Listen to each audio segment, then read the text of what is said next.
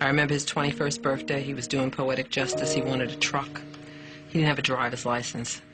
And Adrian Gregory went through so many changes to get him this truck and drive it up to him on the set. And how surprised he was that he made it to 21.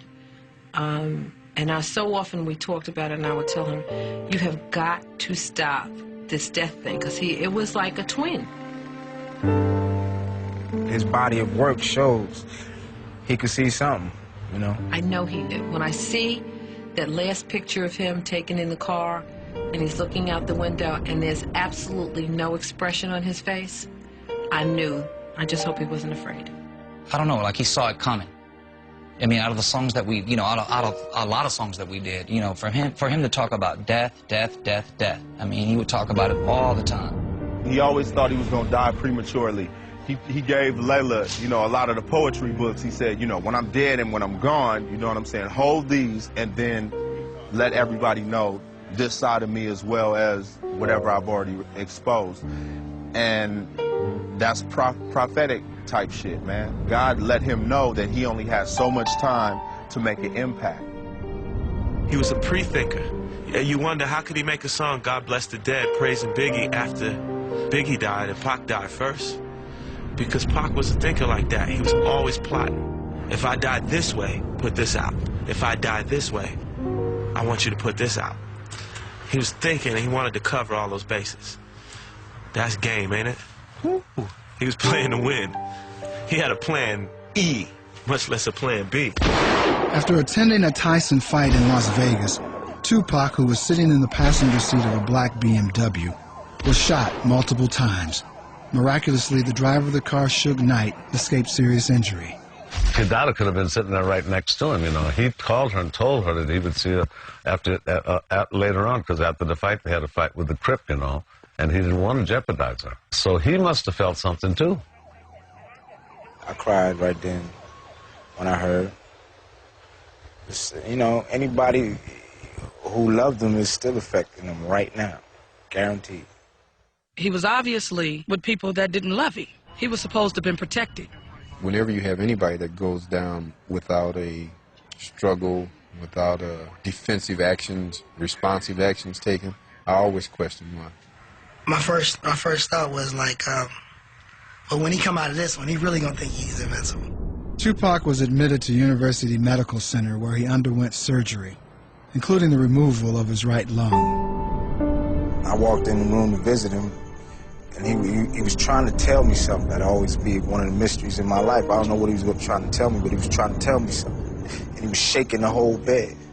He was a warrior, you know, to the end. On September 13, 1996, after 6 days in critical condition, Tupac AMARU Shakur was pronounced dead. He was only 25. Quincy Jones said if Malcolm X died at 25, he would have been a street hustler named Detroit Red.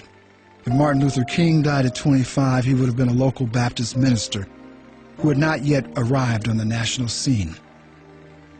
And if I would have died at 25, I would have been known as a trumpet player and struggling composer, just a sliver of my life potential. Pac was a prophet. He knew things that none of us seen yet. And Pac ain't never let me roll with him to pull no gun on no black man. Cause he's seen a lot of brothers gone, a lot of sisters gone, a lot of children gone. Pac wasn't no gangster. I rode with Pac. We came up together. Pac was a soldier. A private memorial service was held for Tupac on a secluded beach in Malibu. In attendance were close friends and relatives, including his mother, Afeni Shakur.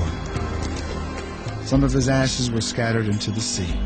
We threw all the gifts in the ocean for him, and we threw the chicken wings and the Hennessy and his favorite pictures, jewelry. Everybody brought something. Everybody said a little something.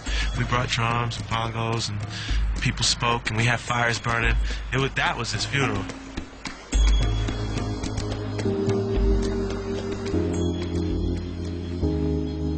You know, out? Could we have done something different? Could we have said more? Could we have stood up to the forces? And all of us shoulder some of the responsibility. It just appalls me that nobody has been arrested for those 2 deaths. You know, it's just been like, it's like a big cloud with a question mark on it. And you know somebody in Las Vegas and Los Angeles, or both, know exactly what happened. Just at the oddest time, I just miss him. Just miss being able to holler at him like, dude, you know, I'm going through this problem and shit. You know what I'm saying?